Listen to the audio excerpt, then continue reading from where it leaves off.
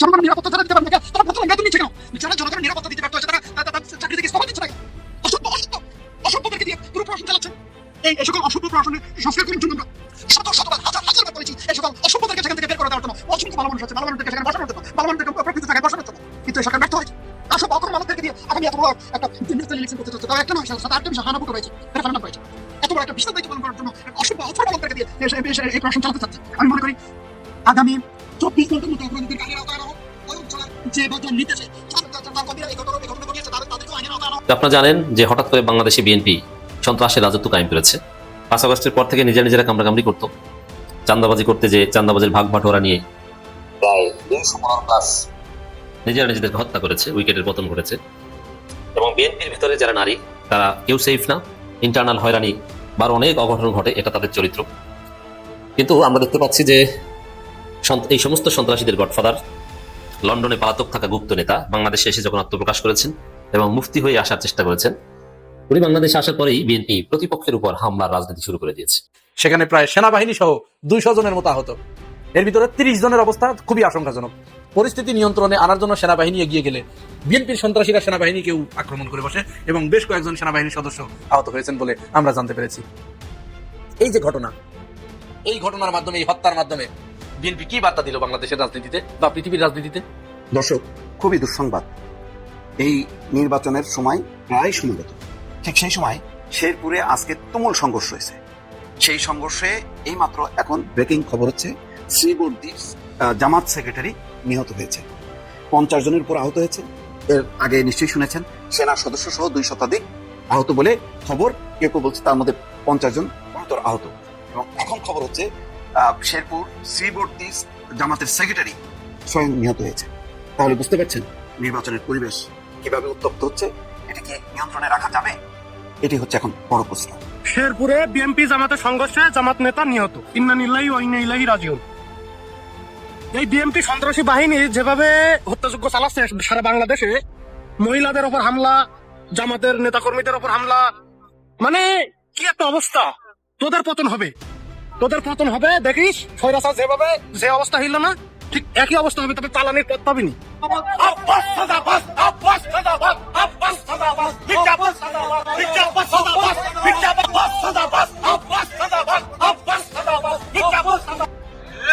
আজকে এক বিএনপি নেতা বলছে যে সে মহিলাদের ছায়া খুলে ফেলবে, অথচ ওই বিএনপি নেতা ভুলে গেছে গত 1.5 বছর আগেও মির্জা আব্বাস বোরখা পরে কোর্টে গিয়ে হাজিরা দিত। 1.5 বছর যায় নাই, কত দম্ভ দুনিয়ার এই মাটিতে দাঁড়ায়া যে উনি মহিলাদের ছায়া টেনে খুলে ফেলবে। আজকে তাদের বাক ফিরে আসছে, তাদের এখন মোটামুটি মানুষের অভাব নাই, হাক ডাক দিলে প্রচুর মানুষ জড়ো হয়। তাদের কমিটিতে এখন তো লুক দিতে চাইলে এখান থেকে লাইন দিলে মাসিকারা পর্যন্ত লাইন যাবে, তাই না? বিএনপি বলে একটা দল ধর্ম নিয়ে রাজনীতি করে, আর তোরা যে মুক্তিযুদ্ধ নিয়ে রাজনীতি করতেছিস। আওয়ামী লীগ 71 দিয়ে ফ্যাসিবাদের বৈধতা উৎপাদন করছে, বিএনপি 71 দিয়ে জামাতকে মারতে চায়। দুই পক্ষ 71কে একটা পলিটিক্যাল ইনস্ট্রুমেন্ট বানাইছে ভোটে জেতার জন্য, তার রাজনৈতিক লক্ষ্য হাসিল করার জন্য। আমরা 2টি দল ছিলাম, আওয়ামী লীগ এবং বিএনপি, আপন ভাই বোনের মতো। কিন্তু একদল আমাদের মধ্যে এখন কিছুদিনের জন্য হয়তো বা নাই, আবারও তারা আসবে, এটা আমরা আশা রাখি সবাই। তা আমরা এই 71-এর চেতনাকে আঁকড়িয়ে ধরে যতদিন বাংলাদেশ থাকবে ততদিন কিন্তু এই 71-এর চেতনা থাকবে। এই 71 সালে মুক্তিযুদ্ধের সময় সব থেকে বেশি যারা নির্যাতিত ছিল তারা হচ্ছেন আপনারা, এটা আমরা মনে প্রাণে বিশ্বাস করি। 71 সালে যুদ্ধ যদি না হতো, দেশ যদি স্বাধীন না হতো, তাহলে কি আমরা এইভাবে স্বাধীন হয়ে বসে সকলে এই যে কথা বলছি আপনাদের সামনে বলতে পারতাম না? বোনেরা, পারতাম না। আমরা বেঁচে যখন আছি বাংলাদেশে তো ফিরবো অবশ্যই, এবং সেদিন বেশি দূরে না। এবং এই ইউনূস এবং তার গম, ওই উপদেষ্টা চোর সবকটা, আর তার ওই এনসিপি পার্টি একসময় সব ছাত্রলীগ করতো, ও গণভবনে যে আমার সাথে খুব ছবি আছে, এক বঙ্গবন্ধু কেঁদে যার তারপরেই ওই ইউনূসের টাকা আর শিবিরের টাকাকে উল্টে গেল সব। আর বিএনপি জামাত শিবির যখন সব জায়গা দখলে ব্যস্ত, প্রত্যেকটা ইউনিভার্সিটি, শিক্ষা প্রতিষ্ঠান সব জায়গায় তাদের লোক বসাতে ব্যস্ত, আর বিএনপির লোকেরা তখন লুটপাটে ব্যস্ত। আমি ইউনূসকে জিজ্ঞেস করি, টাকা কি তার বাপের টাকা? যে এই কার্ড বন্ধ করছে তাদের টাকা? এটা কিন্তু জনগণের ট্যাক্সের টাকা। আগামী নির্বাচনটি 2টি পক্ষের মধ্যে লড়াই হবে। একটি পক্ষ হলো চাঁদাবাজ, দুর্নীতিবাজ এবং দুঃশাসন যারা অতিথি করেছে, তারাই আবার নতুন চেহারায় টুপি পরে এসেছে। এবং ঋণ খেলাপি দেশের ব্যাংক বিমা যারা লুট করেছে তারাই এখন আবার নাকি দেশ করবেন। অপরদিকে সৎ, সাহসী, উচ্চশিক্ষিত দেশের বিভিন্ন পর্যায়ে সামাজিক কাজে যারা নিজের জীবনের বেশিরভাগ সময় মানুষের জন্য দিয়েছেন তারাও আছেন প্রতিপক্ষ হিসাবে নির্বাচনে। বেছে নেবে এদেশের জনগণ 12 ফেব্রুয়ারি কাদের দরকার, কাদের মাধ্যমে এই সোনার বাংলাকে সত্যিকারের সোনার বাংলা হিসাবে দেখবে। দেশের মায়েরা বোনেরা যেভাবে এগিয়ে এসেছে মাঠে সৎ মানুষের পক্ষে। বিএনপি এখন প্রতিপক্ষের লাশ ফেলছে এবং তারেক রহমান দেশে আসার পর, যেটা আগে ঘটেনি, তারেক রহমান দেশে আসার পর সরাসরি নারীদেরকে কোপানো হচ্ছে, নারীদের পোশাক খুলে নেওয়ার কথা বলা হচ্ছে, নারীদের উপর সোজা সাপটা হামলা করা হচ্ছে এবং সেই হামলার পক্ষে মত উৎপাদন করা হচ্ছে এবং বৈধতা দেওয়া হচ্ছে। কিন্তু রহস্যজনক, নারী অধিকার কর্মীরা চুপ, কেউ কিছু বলছে না। তো এই পরিস্থিতিতে দর্শক, আলী রিয়াজের বক্তব্য, নির্বাচন সফল না হলে দেশে গণতন্ত্র ফিরতে পারবে না। তাহলে অর্থ কি? এর মানে এই যে পরিবেশ এভাবে যদি চলতে থাকে তাহলে কি নির্বাচন সফল হবে? না। দেখেন, আমি একটা কথা বলিনি, নির্বাচন হতে হবে, বাট নির্বাচন সুষ্ঠু হতে হবে। অতএব বিএনপি যে সন্ত্রাসের রাজত্ব কায়েম করছে, বোঝা যায় যে ভোটের দিন তারা আরো বেশি করবে এবং সহিংস নির্বাচন হবে। অতএব এই সহিংসতা দূর করার জন্য কি করা যায়, এটা হচ্ছে আমাদের প্রশ্ন। অনেকে আছেন আমাদের সাথে কথা বলেন, সুশীল, তার প্রেডিকশন করেন এই সহিংসতা হবে, এই হবে, সেই হবে। ঠিক আছে, হবে। এখন আমাদের করণীয় কি? আমরা কি করতে পারি? আমি আপনি কিভাবে কন্ট্রিবিউট করতে পারি, এটা একটু করেন। এই সহিংসতা কারা করছে তাদের বিরুদ্ধে আপনি বলেন, তাদের বিরুদ্ধে ভয়েস রেজ করেন। যারা এই সহিংসতা করছে তাদেরকে না বলে দিন যে বিএনপি লোকজন সন্ত্রাস ফিরিয়ে এনেছে বাংলাদেশে, অতএব বিএনপিকে আমরা না বলে দিলাম। দর্শক, নির্বাচন সফল না হলে দেশে গণতন্ত্র ফিরতে পারবে না। তাহলে কি ঘটবে? যেন বিএনপি যদি এই পরিবেশ, এটাই আমি ব্যাখ্যা দিই আলী রিয়াজদের পক্ষে। আলী রিয়াজরা কিন্তু যাবেন না, তা আছেন, থাকবেন। নির্বাচন না হলে, জাতীয় নির্বাচন না হলে, বিএনপি সন্ত্রাসের কারণে যদি জাতীয় নির্বাচন নাও হয়, দেখেন আমরা শেষ পর্যন্ত বলবো জাতীয় নির্বাচন হতে হবে, তবে অবশ্যই সুষ্ঠু এবং এই রক্ত ঝরা নির্বাচন আমরা চাই না। সুষ্ঠু নির্বাচন করতে হবে। এটা যদি মেরুদণ্ড দেখাতে পারে, ঠিক আছে। আর যদি না পারে, যেহেতু মূল ঝামেলা জাতীয় নির্বাচন নিয়ে, বিএনপি ভার্সেস জামাত, গণভোট নিয়ে তার ঝামেলা নেই। কারণ গণভোট নিয়ে তো আর বিএনপি জামাত একে অপরের প্রতিপক্ষ না। বিএনপি তলে তলে না ভোটের পক্ষে থাকলেও বিএনপি তলে তলে না ভোটের পক্ষে, কিন্তু প্রকাশ্যে তো হা ভোটের পক্ষে। তলে তলে না ভোট দিয়ে আসেন, কিন্তু প্রকাশ্যে তো আর হা ভোটের বিরুদ্ধে বলতে পারছেন না। আর জামাত তো প্রকাশ্যে, জামাত এনসিপি হা ভোটের পক্ষে এবং সরকারও হা ভোটের পক্ষে। অতএব বিএনপির আকামের কারণে যদি জাতীয় নির্বাচন বন্ধ হয়, গণভোট বন্ধ হওয়ার প্রশ্ন আসে না। কারণ কি? গণভোট নিয়ে তো কোনো একতলাপ, এখানে মারামারি করবেন কেন? ঠিক আছে, গণভোট হয়ে যাক। গণভোট হয়ে গেলে ওইটি হবে বাংলাদেশের নতুন সংবিধান, জুলাই সনদ, এবং জুলাই সনদের ভিত্তিতে ইউনিট সরকার বিপ্লবী হয়ে উঠতে পারে। আর আমরা এটাই চাই যে বাংলাদেশ যদি নির্বাচনের মাধ্যমে গণতান্ত্রিক ভাবে প্রবেশ করতে পারলে দ্যাটস অ্যাবসলিউটলি গুড, এটাই সবচেয়ে ভালো। আর যদি না পারে, না পারলে কি? না পারলে যে খারাপ কিছু না, খারাপ না। না পারলে কি, যে বললাম জুলাই সনদ হবে নতুন সংবিধান, এবং যেসব সংস্কারের স্বপ্ন দেখি এটা ইউনিট সরকার সাথে সাথে বাস্তবায়ন করবেন। স্থানীয় সরকার নির্বাচন শুরু হবে, দেশে নির্বাচন উৎসব বিরাজ করবে এবং বাংলাদেশে অসাধারণ একটা পরিস্থিতি আপনারা দেখতে পাবেন।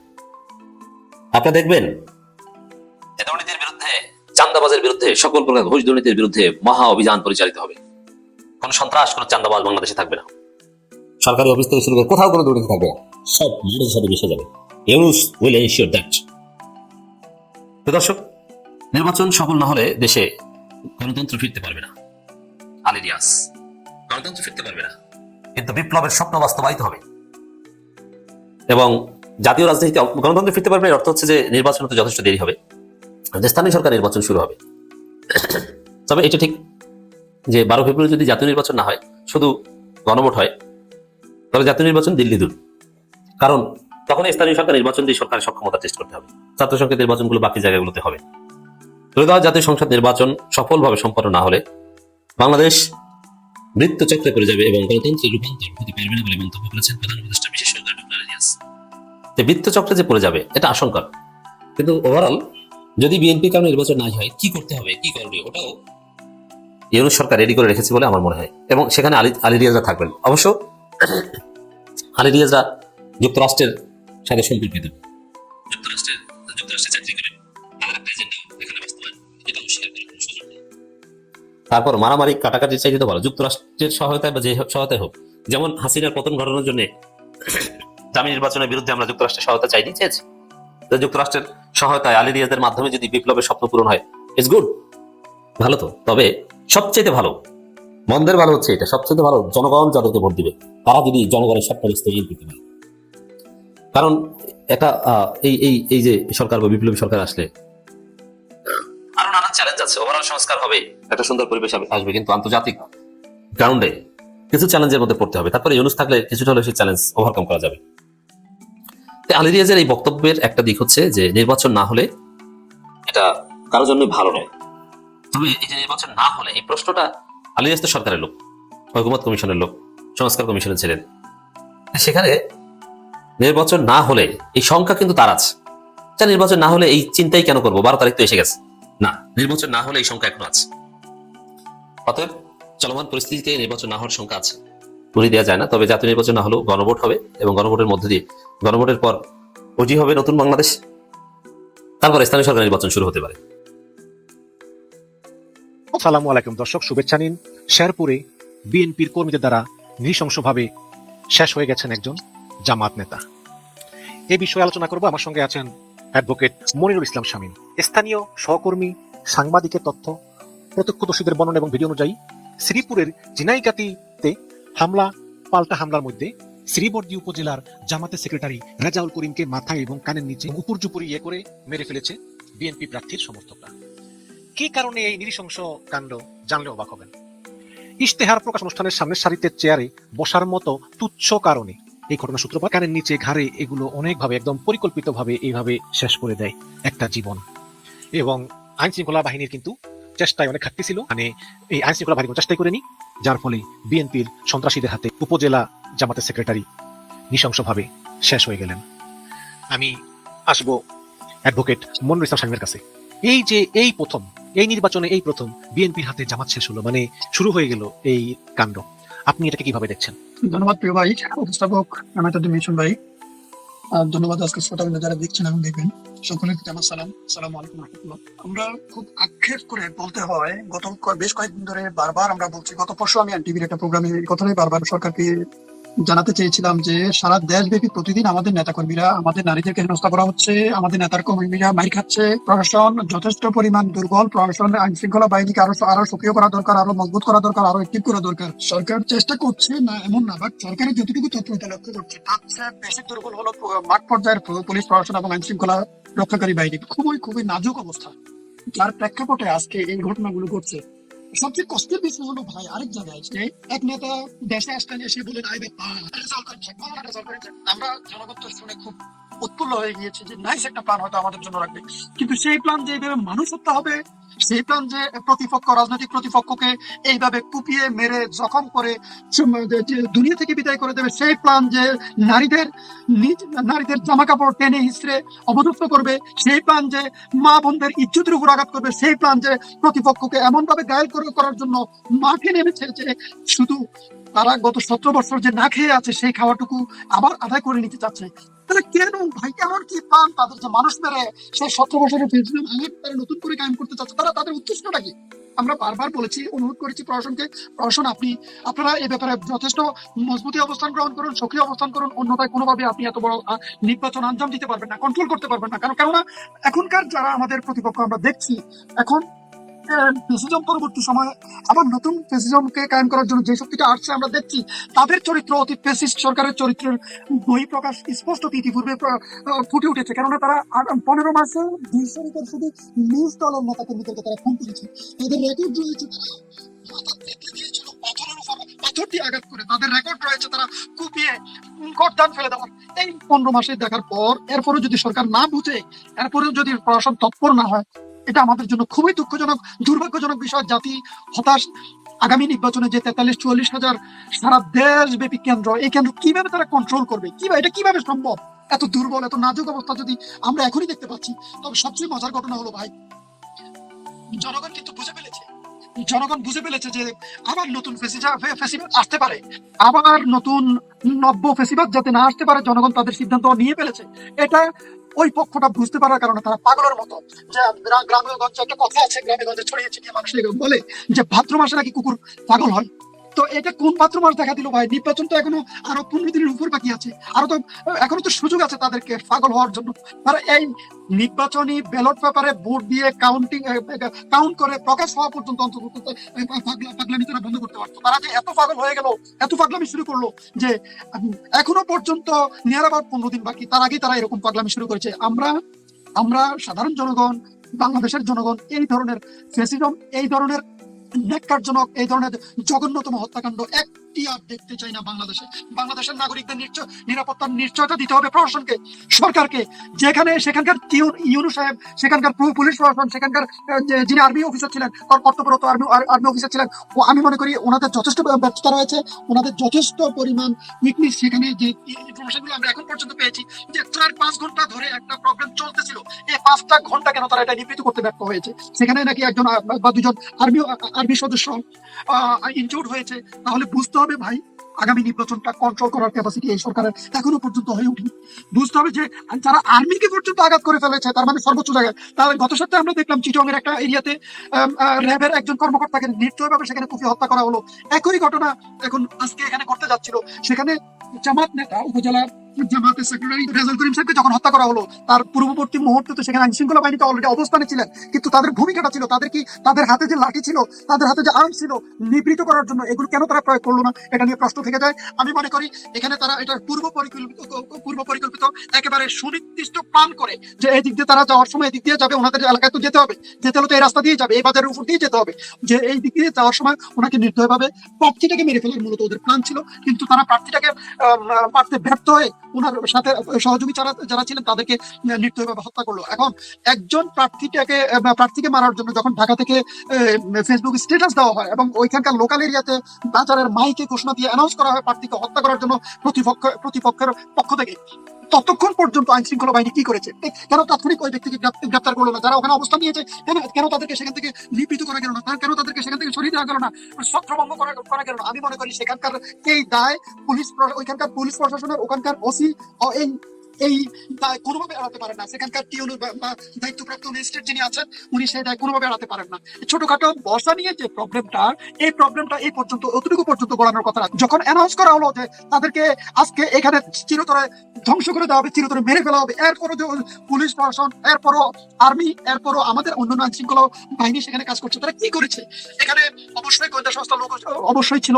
এখন আপনি জানেন না, বাংলাদেশের একাধিক গোয়েন্দা সংস্থা মাঠ পর্যায়ে কাজ করে। তারা এই সকল সমস্যাগুলো যেখানে হওয়ার আশঙ্কা থাকে সেখানে রিপোর্টিং করে, পুলিশকে জানায়, অন্যান্য আইন শৃঙ্খলা বাহিনীকে জানায়, প্রশাসনকে জানায়, প্রশাসন তাৎক্ষণিক পদক্ষেপ নেয়। 5 ঘন্টা ধরে একটা প্রবলেম চলতেছে, চলার এই রানিং অবস্থায় যখন নিবৃত্ত করা গেল না, বুঝতে হবে এটার সাথে স্থানীয় ওসি এবং ইউনু অপরাপর আইন শৃঙ্খলা রক্ষাকারী বাহিনী যারা ওখানে নিয়োজিত ছিলেন তাদের দুর্বলতা আছে, এই দায় তারা কোনোভাবে এড়াইতে পারে না। এটা একটা এক্সাম্পল। আমি আরেকটা বিষয় হলো, সারা বাংলাদেশের এই একটা পক্ষের পরাজয় মোটামুটি নিশ্চিত। ওরা বুঝতে পেরেছে যে জনগণ তাদেরকে অনাস্থা দিচ্ছে এবং খুব শীঘ্রই সেটা প্রমাণ হবে। তখন তারা পাগল হয়ে সারা দেশব্যাপী এখন নির্বাচনটাকে বানচাল করে দেওয়ার জন্য একটা প্ল্যানে নেমেছে। আর সেই প্ল্যানটাই মনে হয় শেষ পর্যন্ত ওই এক বড় ভাই আই হ্যাভ আ প্ল্যান। আমি মনে করি নির্বাচন তারা বানচাল করার জন্য যে প্রস্তুতি নিয়ে নেমেছে, প্রশাসনকে কঠোর হস্তে এটা দমন করতে হবে, প্রশাসনকে সক্রিয় হতে হবে, প্রশাসনকে হাতে লাঠিটা হাতে রাখার জন্য দেওয়া হয় না, হাতে লাঠিটা দেওয়া হয় অপরাধীকে নিবৃত্ত করার জন্য। তাদেরকে আরো কিছু জিনিসপত্র তো সরকারের পক্ষ থেকে দেওয়া হয়েছে, তারা কি তখন আঙুল চুষতে শিখেছে? আঙুল চুষতে জনগণের নিরাপত্তা যারা দিতে পারে তারা বেতন নিচ্ছে কেন? যারা জনগণের নিরাপত্তা দিতে ব্যর্থ হয়েছে তারা চাকরি থেকে ইস্তফা দিচ্ছে না কেন? অসভ্যদেরকে দিয়ে পুরো প্রশাসন চালাচ্ছে। এই সকল অসভ্য প্রশাসনের সংস্কার করার জন্য আমরা শতবার হাজারবার বলেছি, এই সকল অসভ্যদেরকে সেখান থেকে বের করে দেওয়ার জন্য। বলছেন যে ভালো মানুষ আছে, ভালো মানুষদেরকে সেখানে বসানোর জন্য, ভালো মানুষদেরকে প্রকৃত জায়গায় বসানোর জন্য, কিন্তু এই সরকার ব্যর্থ হয়েছে। অসভ্য অকর্ম মানুষদেরকে দিয়ে আগামী এত বড় একটা ন্যাশনাল ইলেকশন করতে চাচ্ছে, তাও একটা নয়, সাথে আরেকটা বিষয় হানাভুটো রয়েছে, রেফারেন্ডাম রয়েছে। এত বড় একটা বিশাল দায়িত্ব পালন করার জন্য অসভ্য অথর্ব লোকদেরকে দিয়ে এই প্রশাসন চালাতে চাচ্ছে। আমি মনে করি আগামী 24 ঘন্টার মধ্যে অপরাধীদেরকে আইনের আওতায় আনা হোক। ওই অঞ্চলের যে বা যার নিতেছে, তার কর্মীরা এই ঘটনা ঘটিয়েছে, তাদেরকেও আইনের আওতায় আনা হোক। সেটা অলরেডি জামাতে ইসলামের আমিরও বলেছেন। কিন্তু আমার প্রশ্ন হচ্ছে যে তারেক রহমান হয়তো জানেন না, এরকম আছে না যে কন্ট্রোল থাকে একটা ঘটনা ঘটে গিয়েছে, প্লাস শুনেছি আমরা ভাই, আগে তো মেরে ফেলেছে, মেরে ফেলার আগে তারা কোথায় ছিল? যারা বিএনপি নেতৃবৃন্দকে কেন তাদেরকে তো আইনের আওতায় কেন আনা হলো না? অবশ্যই কারণ নির্দেশ ছিল যে স্ট্যাটাস দিয়েছে তাকে কেন এখনো পর্যন্ত গ্রেফতার করা হলো না?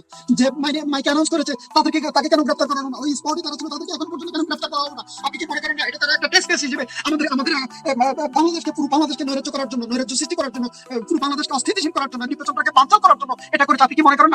আমি মনে করি, আমি একজন সাধারণ নাগরিক হিসেবে মনে করি এটা তাদের ছিল সম্পূর্ণ পরিকল্পিত যে কোনো নির্বাচনকে বানচাল করতে হবে। এবং এই তৎপরতার সাথে আমি মনে করি কোনো না কোনো ফ্যাসিজমের সাথে সম্পৃক্ততা আছে। সেই ফ্যাসিস্ট গ্রুপ তাদেরকে শেল্টার দিচ্ছে পিছন থেকে। এই অস্ত্র নিয়ে যখন মরা দেয় তখন পুলিশকে আঙ্গুল চষে ছিল সেখানে?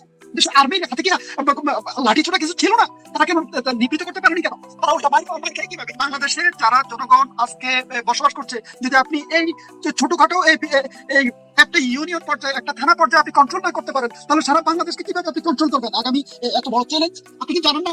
সরকার কি জানে না? যদি আগামী নির্বাচনকে বানচাল করার জন্য কোনো শক্তি এরকম তৎপরতা চালায়, কি সামর্থ্য রাখে সরকার? এগুলো নিবৃত্ত করার কি ক্ষমতা রাখে সরকার?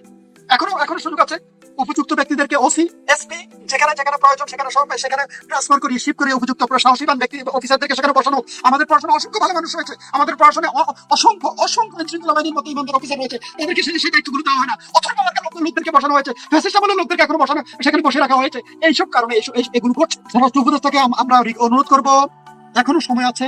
আপনি যদি এগুলো কঠোর অস্ত্র দমন করতে ব্যর্থ হন, আপনি যদি প্রপার পদক্ষেপ নিতে ব্যর্থ হন, এই সরকার যদি ব্যর্থ হয়, বাংলাদেশের স্বাধীনতা সার্বভৌমত্ব ধ্বংস হওয়ার সম্ভাবনা 100% নিশ্চিত।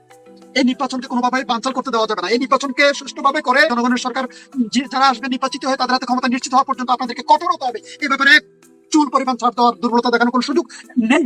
আমি আমাদের অনারেবল চিফ অ্যাডভাইজার সাহেবকে অনুরোধ করব, আজকে এই চ্যানেলের পক্ষ থেকে, এই চ্যানেলের দর্শকদের পক্ষ থেকে, আপনার যথেষ্ট পরিমাণ দক্ষতার কারণে, আপনার সাহসিকতার কারণে বাংলাদেশ এতদিন পর্যন্ত স্থিতিশীল ছিল।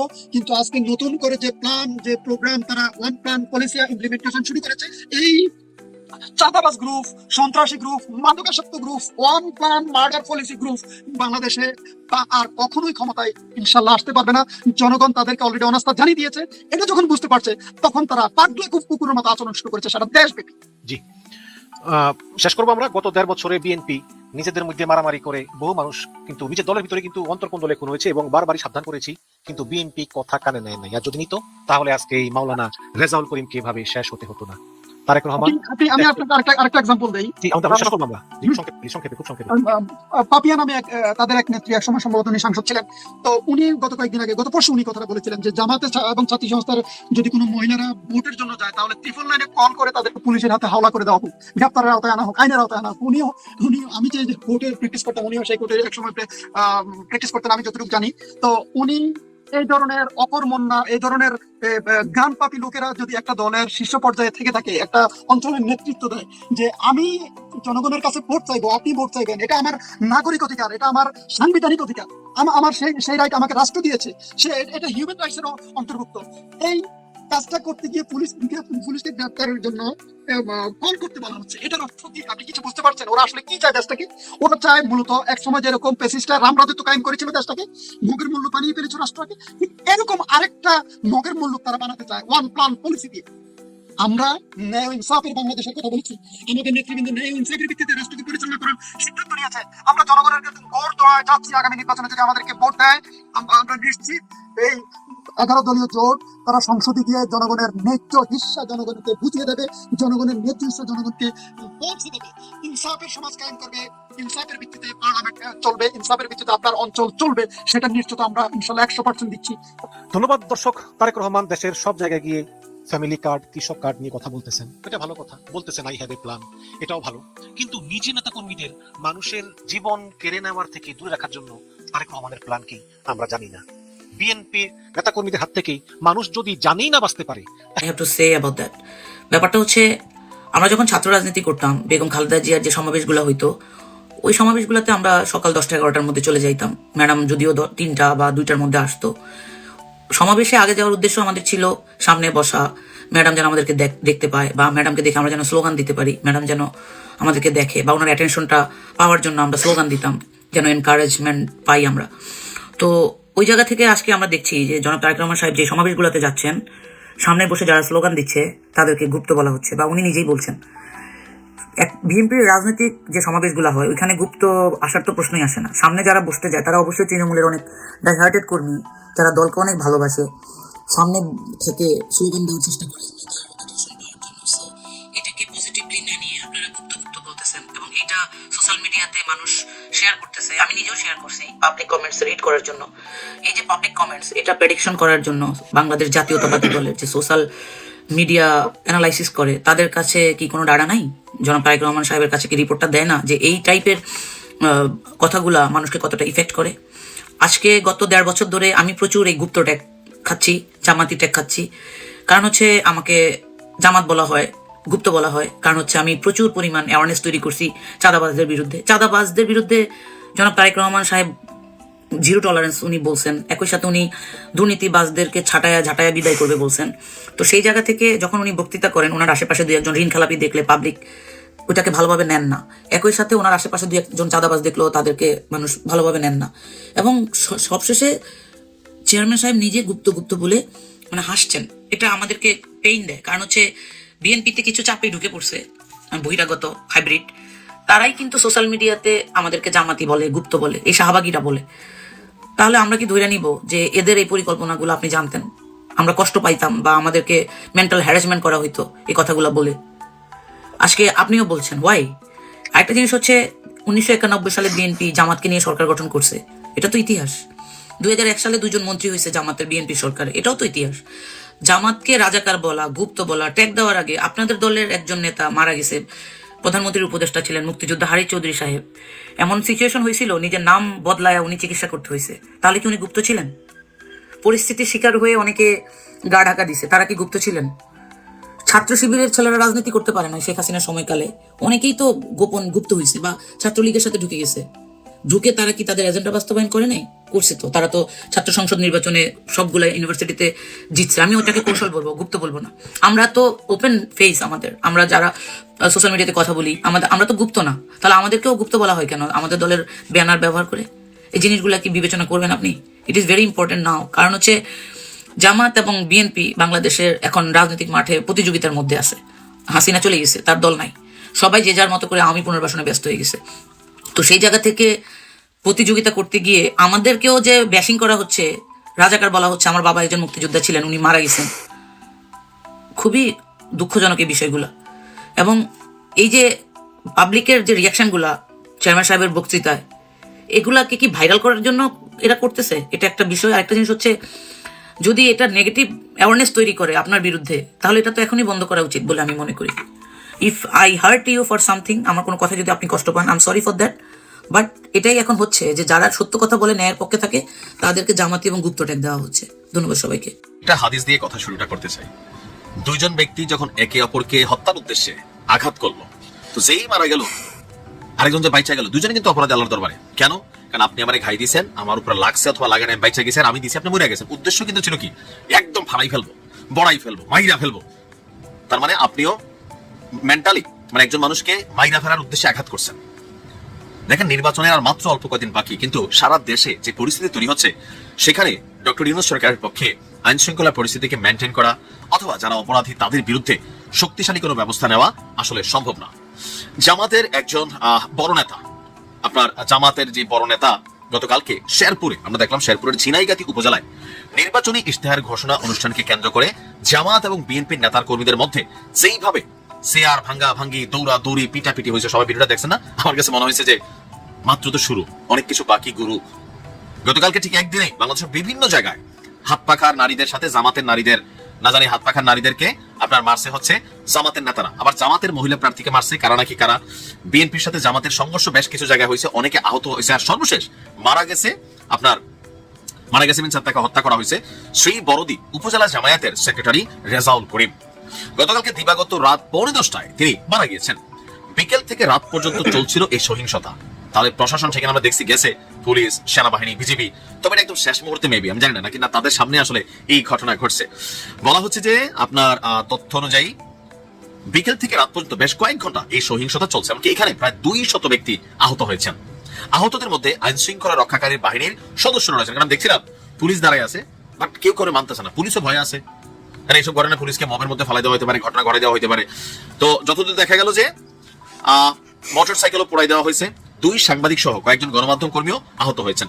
প্রত্যক্ষদর্শীরা বলছে শেরপুর 3 শ্রী বড়দি ঝিনাইগাতি এই আসনে প্রার্থীদের উপস্থিতিতে ঝিনাইগাতি মিনি স্টেডিয়াম মাঠে নির্বাচনী ইশতেহার ঘোষণা অনুষ্ঠানের আয়োজন করেছিল উপজেলা প্রশাসন। অনুষ্ঠানে জামায়াত প্রার্থী নুরুজ্জামান বাদলের সমর্থকরা আগে থেকে মঞ্চের সামনে আসন গ্রহণ করেন। পরে বিএনপি প্রার্থী মাহমুদুল হক রুবেলের সমর্থকরা মাঠে আসলে আপনার পেছনে বসাকে কেন্দ্র করে উভয় পক্ষের মধ্যে বাকবিতণ্ডা এবং পরে তা সংঘর্ষে অবস্থান নেয়।